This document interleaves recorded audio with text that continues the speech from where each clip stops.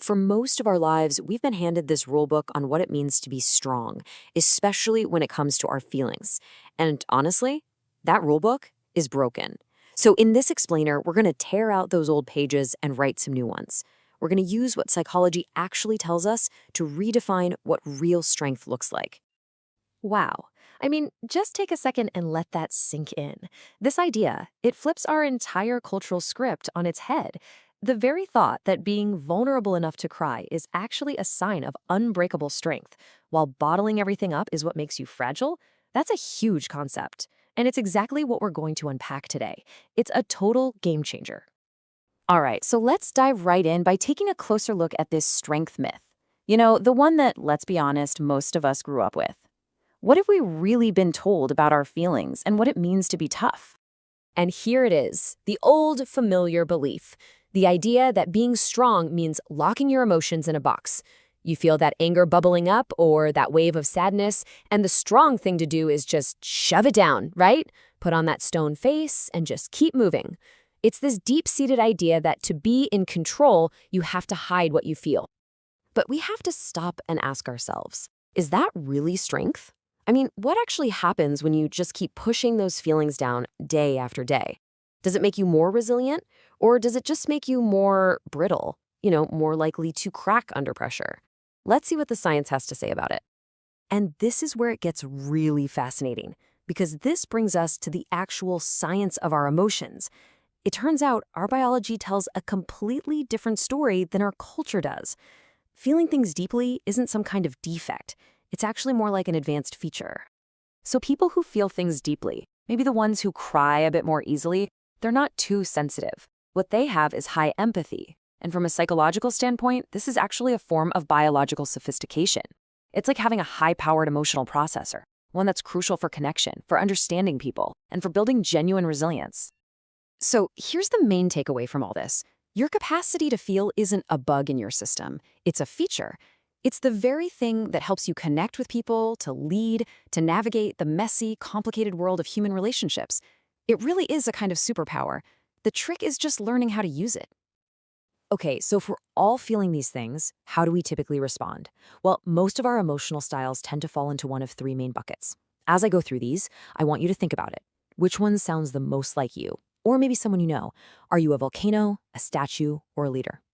So let's break them down. First, you have the volcano. They erupt impulsively.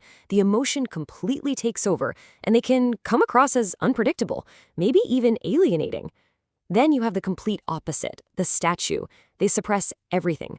On the outside, they look calm, but on the inside, they're brittle and disconnected. But then there's the third way, the regulated person. They don't ignore their feelings, they absolutely feel them. But, and this is key, they pause before they act. They're the ones who feel grounded, who are seen as trustworthy, and who really embody leadership. Now that all sounds great in theory, but you're probably asking, okay, how do I actually become that regulated person? Well, let's get into a brilliant and incredibly simple tool that's backed by neuroscience. It's called Name It to Tame It, and it's something anyone can start using today. First, let's just quickly remember the fragile response we're trying to move away from, and that's suppression. This is the statue's signature move. Ignore it, bottle it up, pretend it isn't there. But this takes a ton of energy, and in the end, it just leaves you feeling disconnected and fragile. The unbreakable response, on the other hand, is regulation. Now, this doesn't mean you stop feeling things. It just means you learn to work with the feeling. You acknowledge it, you get curious about it, and then you get to choose how to respond. This is where your power is. And the key is understanding just a tiny bit about what's going on in your brain. Okay, super simple brain science here. Think of it like this. You've got two key players. First, your amygdala. This is your brain's ancient panic button. It's lightning fast, and its only job is to scream threat and flood you with emotion. Then you have your prefrontal cortex. Let's call this the CEO of your brain. It's the part that handles logic, reason, and planning. Now, when that panic button gets slammed, the CEO effectively gets kicked out of the office for a minute. Our entire goal with regulation is to calmly get the CEO back at their desk. So here's how you do it. It's a simple 3-step process. Step 1, just notice the feeling in your body. Is your chest tight? Is there a knot in your stomach? Just notice it. Step 2, and this is the most important part. Pause. Just take one deep breath. That's it. That one breath creates a tiny bit of space between the feeling and your reaction. And finally, step 3. Label the emotion. Just say to yourself, this is disappointment, or, okay, I'm feeling frustrated. The second you give that feeling a name, you are literally bringing your brain's CEO back online and calming down that panic button. You name it to tame it. It's that simple.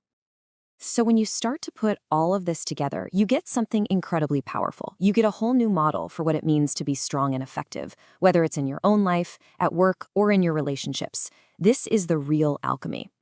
It really all boils down to this one core formula. True leadership, true strength, isn't about being emotionless. It's the combination of empathy, your ability to feel and understand an emotion, plus regulation, the skill of managing that emotion in a constructive way.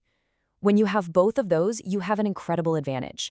You can build trust, you can connect with people, and you can make wise decisions even when things get tough. And that's really the big idea I want to leave you with. This whole thing isn't about shutting your feelings off or becoming some kind of robot. It's about developing a skill. And just like any other skill, the more you practice noticing, pausing, and labeling your emotions, the better you're going to get at it. The goal is to become an expert in feeling. So your emotions aren't the problem. They never were. They're just data. They are a powerful source of information and connection. The only question left isn't about your feelings. It's about you. Are you ready to stop fighting them and start using them as your greatest strength?